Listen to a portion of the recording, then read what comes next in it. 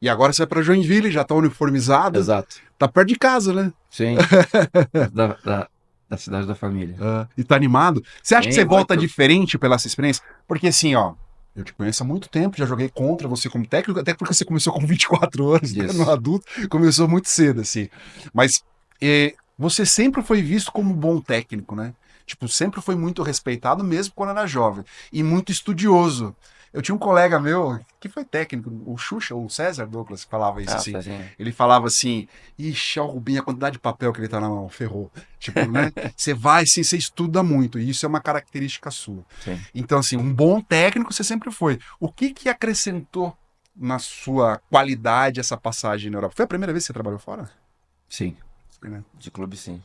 Cara, o mais interessante foi, primeiro, a questão de relações humanas, a questão de trabalhar com time multicultural, especialmente nessa última temporada, você conseguir aliar uma equipe ou formar uma equipe com jogadores muito diferentes culturalmente, né? Então você pega americanos e franceses, eles são completamente diferentes, entendeu?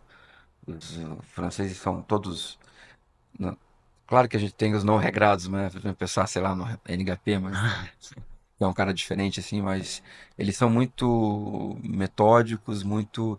A formação é muito parecida no país inteiro, então eles têm os regramentos e os americanos já são mais ao estilo brasileiro nesse aspecto. São extremamente disciplinados, mas têm um estilo de vida diferente. Então é um pouco. Dá um pouco de faísca isso, entendeu? Ah, Pelo menos no meu clube. Então, essa questão de você conseguir colocar todas essas mentes diferentes, ou a mente europeia e a mente da América, por exemplo, é uma coisa que eu senti um pouco de dificuldade. Porque, na verdade, os europeus eles pensam basicamente do mesmo jeito. Então, o croata pensa um pouco parecido com com os croatas. Eu francês. trabalhei cada ano com um croata, bons meninos e tal, mas eles têm uma cultura diferente, né? Então, para você conseguir equilibrar essas coisas e colocar todo mundo no mesmo ponto para chegar no objetivo. Eu senti, não foi uma dificuldade, mas foi um bom trabalho para mim de administração da equipe, entendeu? Então, e o campeonato em si é extremamente interessante porque é um campeonato que não tem o peso, por exemplo, de um campeonato italiano, mas você tem vários bons jogadores. Digamos assim, não tem os ponteiros que derrubam tanta bola como na Polônia, mas todos muito bons jogadores, né? E todos geralmente bons tecnicamente. Então a defesa no campeonato é muito forte. Taticamente o campeonato é muito bem jogado, a maioria das equipes bem organizadas taticamente, volume defensivo absurdo. Então você tem que ir descobrindo formas de você ganhar os jogos, entendeu? O Brasil é uma forma mais agressiva de jogo, mais baseada na força, menos na reconstrução, por exemplo, como se joga um pouco hoje na Europa, né? Como se Ah, joga principalmente em Polônia, Itália, enfim, como o time que a gente jogou ontem, né? Que tem até tá um pouco menos do que eu esperava, mas é uma forma de jogar diferente do Brasil. O Brasil é muito bola alta, é pancada, pancada, pancada. E na Europa o cara coloca a bola na ponta, o cara encosta a bola no bloqueio, recupera, sempre tentando organizar uma situação que você tenha três ou ah, quatro atacantes para matar o ponto. ah. Isso por quê? Porque os triplos são muito pesados, os bloqueios são muito fortes. Aqui, por vezes, o nosso bloqueio não é tão forte. Quer dizer, eu vou perceber isso agora voltando. Aham. Mas, assim, vendo a Superliga, né, eu passei a acompanhar um pouco mais detidamente, assim, depois que eu E com outra fechei visão, com. né? Exato. Então, você vê as diferenças. Então, então, o cara, por exemplo, é mais fácil, talvez, um jogador brasileiro rifar uma bola, ir pro tudo ou nada contra um triplo, e na Do que Europa é trabalhar de difícil. volta no bloco. É difícil. É difícil porque geralmente perde. Entendeu? Então você vai desenvolvendo esse entendimento, foi legal, e aliar essa nossa forma de jogar e a nossa forma de treinar com essa diferença de lá é interessante. Você acha que agora no Joinville é, vai ser um time totalmente mesclado com isso mesmo? Assim, você pretende botar isso mesmo como uma mescla assim de comportamento europeu, né, defesa francesa? Eu pretendo, na verdade eu sempre fiz isso. Por exemplo, quando eu saio da seleção em 2016, em 17, 18, eu coloquei, mas aí não era a questão da seleção brasileira, era o que eu via no cenário internacional. Então eu sempre tentava agregar no meu time as coisas que eu estava vendo. E na seleção é espetacular porque a cada ano você vai ver coisas novas. Então, ao final dessa temporada aqui que eu tô Tô com a seleção brasileira, obviamente eu vou ver coisas novas e obviamente eu vou tentar colocar isso no meu time. Isso eu sempre fiz, mas isso eu fiz na seleção brasileira, na Sub-23, por exemplo. Tudo que a gente achava de interessante do mundo, a gente ia paulatinamente colocando na equipe, porque todo mundo faz isso. Se você lembrar, por exemplo, do Brasil em 16, o Brasil teve um saque dos mais variados do campeonato. Hoje todo mundo saca dessa forma, Aham. mas veio dali. A gente lançou ali uma semente e todo mundo veio atrás. Assim como vão ter equipes que lançam sua semente geralmente nos anos olímpicos e a gente vai copiar também. Aham. Se Então, funcionou, né? exatamente, isso acontece muito, principalmente em ano olímpico, sempre tem algumas inovações. Você é um administrador de elenco? Total, tem que ser. Tem que ser porque eu acho que isso está aumentando com o tempo. Eu acho que não era tão complexo, talvez há 20 anos, né? 10, 15 anos, mas hoje é. Porque eu acho que todos os atletas eles são atacados por todos os lados por várias coisas, né? Hoje a sociedade, tipo, acaba um jogo nosso, por exemplo, se o cara quiser, ele vai entrar no celular dele e vai ver todo tipo de comentário, elogiando, batendo. Eu digo, eles são muito expostos, né? Só que assim, principalmente os mais jovens, eles são expostos, mas esse é o mundo deles. Eles não vão sair do mundo deles. Assim como para mim é fácil não ficar talvez perdendo muito tempo acompanhando redes sociais, para eles, a vida deles está dentro daquele sistema. Então eles vão ter isso. Então, para esse acúmulo de informações e enfim, de feedbacks, entre aspas, que eles recebem, você tem que ajudá-los a controlar isso, entendeu? E, e quando tem essas formas de, por exemplo, hoje a gente está muito acostumado eu acho, por exemplo, a questão da cultura americana, os Estados Unidos, eles vivem naquela big bolha deles, porque é um país gigantesco, uma população gigantesca, e aquele modo de vida, e quando eles saem, eles não precisam trocar de idioma, o que a gente tem que fazer, o que a gente tem que se adaptar, ou a gente tem que usar o inglês, ou a gente tem que... Mas, assim, a gente já tem uma cultura de que nós queremos aprender. Acho que é típico do brasileiro querer aprender um idioma, quando vai lá para fora. De querer se comunicar, porque a gente é muito pessoal. A gente precisa do contato, a gente precisa da comunicação, né? Mas os americanos podem ficar no mesmo sistema. Já os franceses têm também, entre aspas, um pouco disso, porque historicamente é uma cultura muito forte. Historicamente é a cultura que era americana antes da guerra. Antes da guerra, o idioma era o francês, não era o inglês, né? Então tem esse passado que, em termos históricos, não é um passado tão longínquo, que ainda faz com que eles tenham isso. Os jovens falam inglês, todos. Sim. Mas você vê uma mudança de, de como lidar com os atletas, assim? Mudou muito desde que você começou para hoje? Total, total. É diferente. É diferente. Tem o período daquela geração do Giba ali, em seleção brasileira, por exemplo, na seleção é realmente muito diferente. Se você falar daquela geração de 2000, 2010 ali, era um time muito diferente, porque tinham pelo menos três ou quatro que eram fora de série no mundo. Hoje ninguém tem, acho que quatro fora de séries no time. Nem na Polônia, nem na Itália, nem nos times fortes, né? Eu sempre faço a referência do NHP. Se Uhum. alguém tivesse quatro Aí NHPs, ia ser difícil, né? ia ser difícil. Mas eles não têm, tem ótimos jogadores. E o Brasil tinha isso. Então o time já era diferente. Mas era um time que, por vezes, jogava mais para, assim, como eu vou dizer, para provar pro próprio Bernardo, né, que instigava o tempo todo, que é o normal dele, porque eles não estavam muito aí para o adversário. Eles passavam por cima dos adversários. Isso era o fato. Entendeu? Tipo assim, jogavam mais assim para, tipo, esse jogador é bom, tem que cuidar aqui. É bom, fez 5 pontos no jogo. Nós somos melhores, entendeu? Eles tinham uma autoconfiança normal da força da equipe.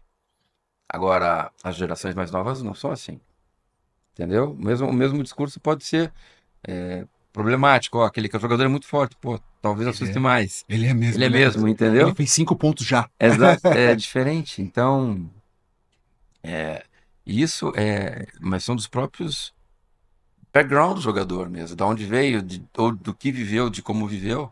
A geração de hoje, ela viveu sobre a internet, ela viveu sobre a rede social, é full time. Essas outras gerações pegaram o começo disso, se adaptaram a isso. E hoje ainda tem, tanto nós como técnicos.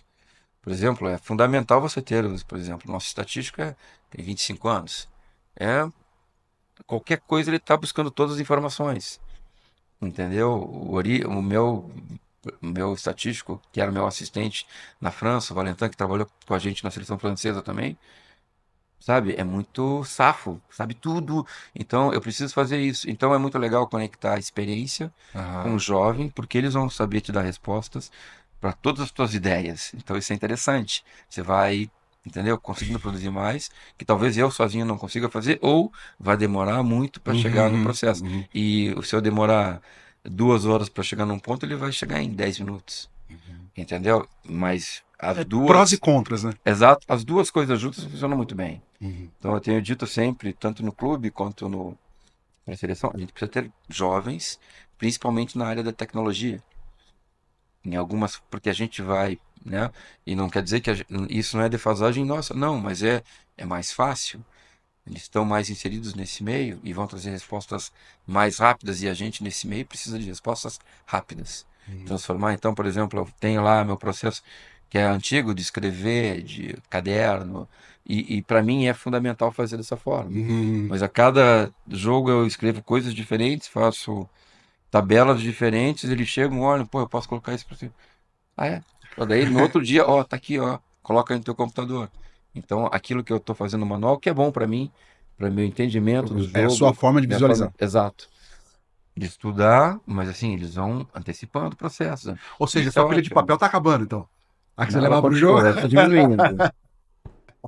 Eu curto muito a questão de você citar muito, estudar, por exemplo, aprendi com ele a estudar muito técnicos, que eu nunca tinha estudado.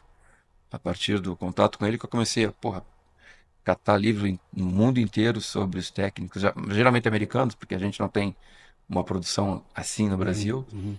mas de futebol, né? E passei a ler todos os caras do futebol que eu gostava, do basquete, da NFL, entendeu?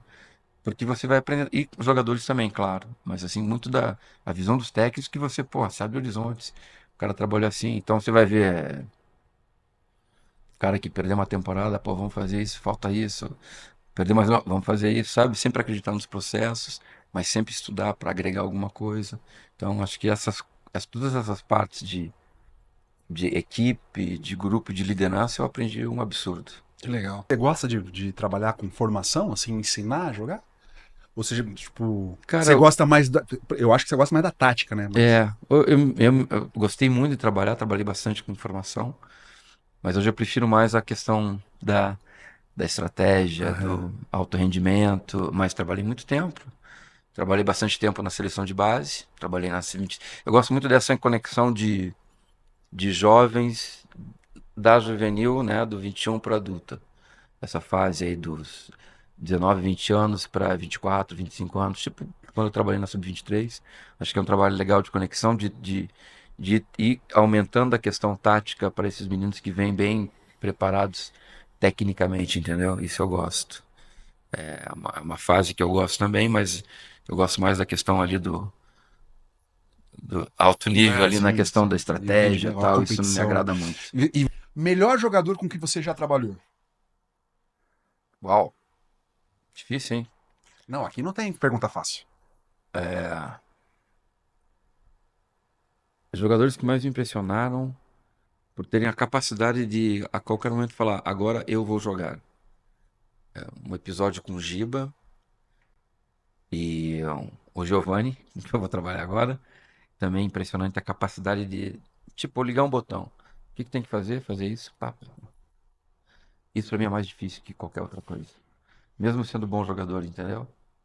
A do Giba foi muito engraçada porque eu lembro que foi um jogo que a gente jogava numa sexta contra a Rússia em Moscou e a gente jogava contra a Rússia no sábado a semifinal da liga. E esse jogo não valia nada. Os dois estavam classificados, iam jogar no outro dia por causa da tabela, enfim. Aí o Giba jogou um primeiro set muito ruim, até talvez desfocado. O jogo era no outro dia, né? E aí a gente ia tirá-lo, o Bernardo falou, vamos tirar? Eu falei, pô, tira, não tá bem, vamos trocar, vamos colocar outro, né? Jogo é amanhã e tal. Aí ele pediu pra ficar. Tipo, não, deixa eu ficar no segundo set e tal. Aí o Bernardo, não, beleza, vai ficar no segundo set então, cara. Aí ele destruiu os caras. Entendeu? Foi absurdo. Então, de uma performance baixa, ele foi lá em cima, tipo, só tem que deixar ele sabendo que esse é o Giba, entendeu? Impressionante, cara, impressionante, assim. Ligou o botão e passou por cima. No outro dia a gente ganhou deles. Aham. É, mas eu digo assim, essa capacidade, assim, é interessante. Mas o Giba foi um dos. Mas não dá pra falar de um ou de outro, entendeu? Muita gente, Aham, pra aham. quem trabalhou com, teve perto desses caras aí, seria injusto. A história do Giovanni, você lembra? Qual é o jogo? Não, o Giovanni é trabalhando no próprio Banespa. O clube. Com ele, eu lembro que eu fazia uns exercícios de saque, assistente do Mauro, né? E aí era uma pontuação. Se eles fizesse. E a armação era. Até falei com o Serginho esses dias. A armação de passe era o Badá, o Escada e o Murilo. Aham. Os três passavam um monte, né? Aí os caras tinham que fazer pontos para acabar o trabalho. Aí você tinha que fazer lá um saque, ponto, 2 pontos, uma quebra, passe quebrado, C, 1 ponto, né? Aham. Acho que a cada 2 erros você perdia 1 ponto, né? E se passasse em A ou B, nada. Então você ia sacando até você cumprir todo mundo. Aí sacou uma, sacou duas, sacou três, tal. Daí ele chegou perto de mim, Cobinho, o que que eu tenho que fazer mesmo pra matar o Pra ir exercício? embora. 7 pontos? 7 pontos. Como é que é? Tá, beleza. Sem sacanagem, acho que ele fez 5 sets e fez 7 pontos. Fez uns 2, 3 pontos, quebrou uma ou duas bolas, acabou o trabalho. Na sequência, pá, pá, pá. Entendeu? Eu digo assim, vou fazer. Né? Que foi o que ele fez também naquele ponto. 2002? Entendeu? Digo assim, é impressionante. Foco e faço. Isso para mim é mais, além de ser bom jogador, essa capacidade de criar aquele momento de qualidade técnica absoluta com foco mental, assim, é impressionante. Eu tinha na primeira temporada o Hugo, brasileiro, no meu time, que até eu trouxe ele para Joinville agora, que é um cara sensacional, mas que a gente mesmo conversava, eu treino diferente aqui. Se eu colocar o nosso modelo de treino ipsis literis aqui, não Não vai vai dar dar certo. certo. Então eu tenho que adaptar minha forma, e aí eu fui adaptando, mas as coisas eram mais intensas para eles do que o normal para eles, mas eu fui adaptando, entendeu? Então eu queria entrar num time pequeno, e daí pintou esse time que tinha acabado de subir de divisão. Eu falei, cara, isso é um bom negócio para eu Entendi. começar a minha carreira na Europa, entendeu? Daí sim de pensar numa carreira mais longeva, né? Então, e deu certo. Foi um time pequeno e a gente foi bem na primeira temporada e ganhou a segunda, que foi. Espetacular. Para os franceses lá, eles falam, cara, não sei como vocês fizeram isso. E mesmo é um campeonato que tem muito essa perde e ganha, mas você ganhar o campeonato, Como é que eles te chamavam lá? Rubinho? Rubinho, Rubinho. Então você vai ser técnico da seleção brasileira, que agora você vai escalar sua seleção de todos os tempos. Ah,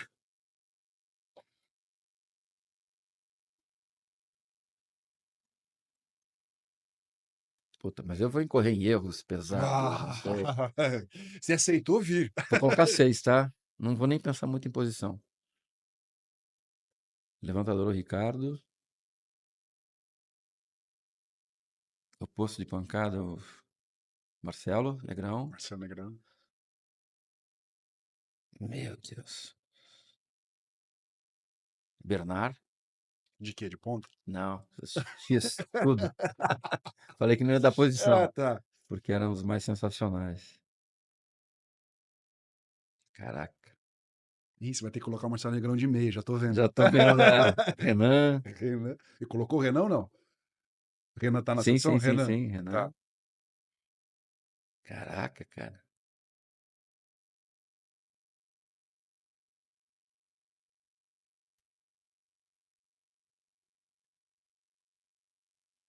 Tem que ter o Giba nesse time. Faltou um, cara. Falta um e Escada, o líbero, né? Mas falta mais um jogador aí, tem que botar sete.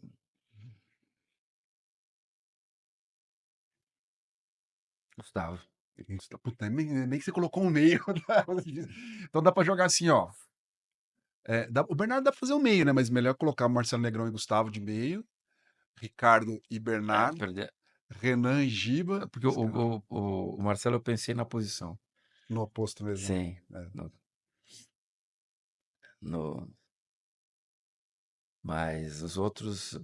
Porque assim, tem umas coisas que, tipo, Renan, Bernard são caras que, tecnicamente, assim, completos, né, Aham. cara?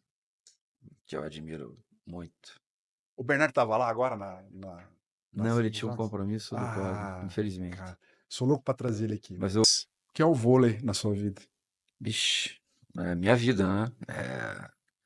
É grande parte da minha vida que não joguei profissionalmente, joguei pouco de moleque, mas sempre fui ligado e nunca quis deixar, né? Acho que tem uma coisa que mexeu comigo quando eu era, sei lá, tava fazendo faculdade, eu joguei Jogos Abertos do Interior, Jogos Abertos de Santa Catarina, que eram fortes, e um colega da faculdade convidou eu e mais alguns amigos para jogar para a cidade de Xanxerê. E a gente foi jogar tal. E aí a gente foi fazer um amistoso, uma cidade perto de Xanxerê, no oeste de Santa Catarina. E aí a gente fez esse jogo, foi a preliminar de um jogo da seleção brasileira. Que legal. E a seleção brasileira da geração 69, que é a minha geração. Aí vi os caras entrando, falei, cara, Levi tinha dois, não sei quantos. Cara, os caras grandes pra caramba, fortes. Daí eu falei, cara, nunca vou chegar aqui, né? Mas eu fiquei encantado com o ambiente da seleção brasileira. Falei, cara, fico apaixonado pelos uniformes, cara, eu quero viver isso, né? Assim, sabe, pensamento de garoto, assim, eu quero viver isso. E isso marcou, assim, enfim, assim, isso que eu digo, eu confio muito nos caminhos da vida, entendeu? Porque eu acho que sempre a gente vai pelo caminho que é o melhor pra gente. Não necessariamente a gente pode até não gostar de alguns momentos, eu quero isso, eu quero aquilo, mas eu acho que a gente sempre está no caminho. E essa intenção, né, da gente, por exemplo, eu quero chegar nesse lugar, que para mim era uma coisa completamente absurda naquela época, sendo uma pessoa de Curitiba, o voleibol muito fraco na época, tal, enfim, acabou acontecendo tudo e eu desenvolvi essa carreira, tal, bacana, mas já a minha ligação com o vôlei é essa, permeou toda a minha vida. A partir dos 11, 12 anos, tudo tá aqui. É isso. Que demais. Valeu. Rubinho, senhoras e senhores, obrigado, Valeu, Rubinho. cara. Muito obrigado. Boa Obrigado. sorte aí no Obrigadão. Joinville, principalmente na seleção, nessa viagem, nessa rotina que começa amanhã, né? A gente está gravando aqui logo depois da VNL na Isso. fase do Brasil no Rio de Janeiro. Boa sorte. Deus abençoe aí. Valeu. A você, a família vôlei, a família fora do vôlei, as Beleza. meninas. Obrigado, Rubinho. Obrigado Valeu. mesmo.